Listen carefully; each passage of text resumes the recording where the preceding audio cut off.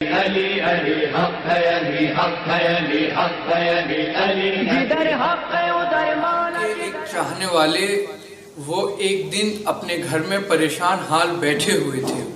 ان کی کنیز نے دیکھا کہ میرے آقا یعنی امام کے چاہنے والے پریشان حال بیٹھے ہوئے ہیں۔ ان کی کنیز کا نام تھا، امام کے چاہنے والے کی کنیز کا نام تھا حسنیہ۔ حسنیہ نے کہا حضور میں نے آج تک آپ کو اتنا پریشان حال نہیں دیکھا، آپ کیوں اتنے پریشان بیٹھے ہوئے ہیں؟ امام کے چاہنے والوں نے کہا کہ حسنیہ کھانے کے لیے گھر میں ایک دانہ نہیں ہے، سورس آف کمائی اور آمدنی کا، میں سوچ رہا ہوں کہ تمہیں آزاد کر دوں۔ حسنیہ نے دونوں ہاتھ جوڑے کہا حضور مجھے آزاد نہ کیجئے گا، اس لیے کہ میں آپ ہی کے گھر سے در آل محمد تک پہنچی ہوں۔ حضور میں آپ کو ایک طریقہ بتاتی ہوں سورس آف انکم کا۔ انہوں نے کہا وہ کیا؟ کہا حضور آپ مجھے ہارون رشید کے دربار میں لے کر جائیے اور ہارون رشید سے کہیے گا کہ میں اپنی کنیز کو بیچنا چاہتا ہوں۔ ہارون رشید کہے کہ بھئی اس کی قیمت کیا ہے، تو آپ کہیے گا کہ 1000 سونے کی اشرفیاں۔ ہارون رشید کہے گا ایک معمولی سی کنیز، بھئی اس میں رکھا کیا ہے اتنی زیادہ قیمت؟ آپ اتنا کہیے گا کہ اپنے مولویوں کو بلوا لے اور میری کنیز سے بحث کرا لے۔ امام کے چاہنے والے اپنی کنیز حسنیہ کو لے کر ہارون رشید کے دربار میں پہنچے۔ ہارون رشید نے کہا کہ بھئی ان کی قیمت کا 1000 سونے کے اشرفیاں۔ ہارون رشید فوراً کہنے لگا کہ بھئی ایک معمولی سی کنیز اتنی زیادہ قیمت؟ امام کے چاہنے والوں نے کہا کہ بھئی آپ اپنے مولویوں کو بلوا لیں اور میری کنیز سے بحث کرا لیں۔ تو ہارون رشید نے سوچا کہ ایک معمولی سی کنیز، اسے کیا نالج ہو، لیکن ہارون رشید نہیں جانتا تھا کہ یہ کنیز در آل محمد پر جاتی تھی۔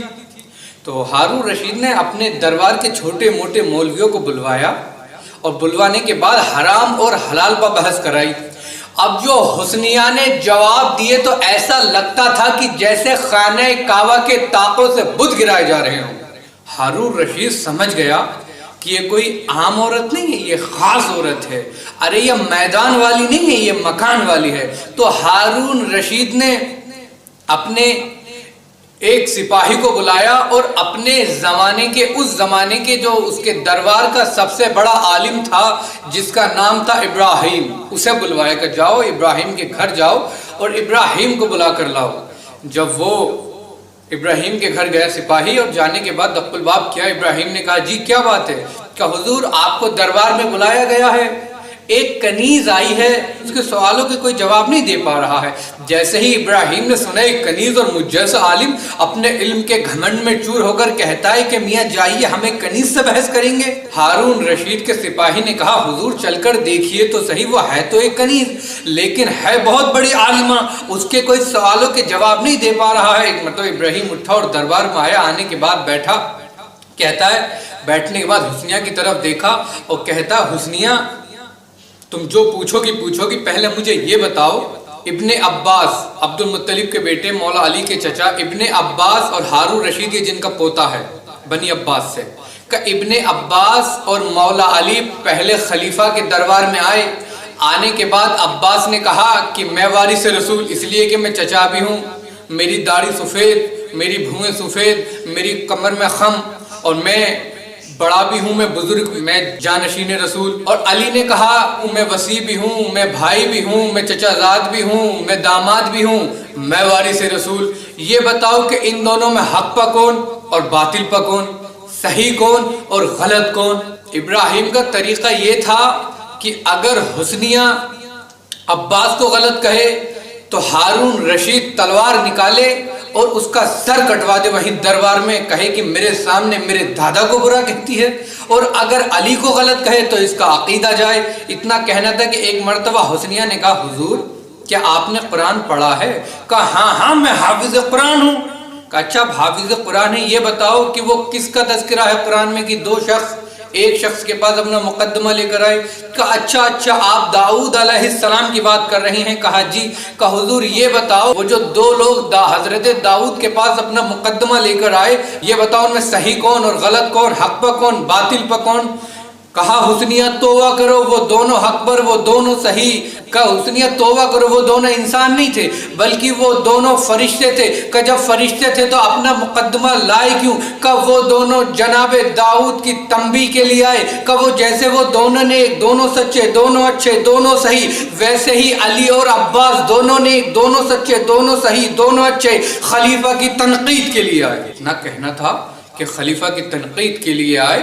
ہارون رشید ایک مرتبہ خاموش، اور دربار میں ابراہیم جو سب سے بڑا ان کا عالم تھا وہ بھی خاموش.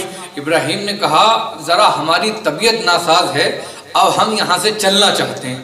ہارون رشید نے فوراً پکڑ لیا.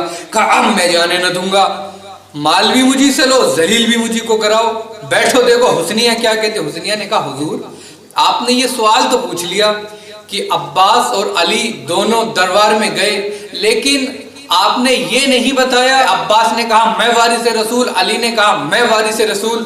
جنہوں سے کہا خلیفہ نے کیا کہا کہ حسنیہ اس بات کو یہیں ختم کر دو. حسنیہ نے کہا حضور پوچھے بغیر چین نہ لوں گی.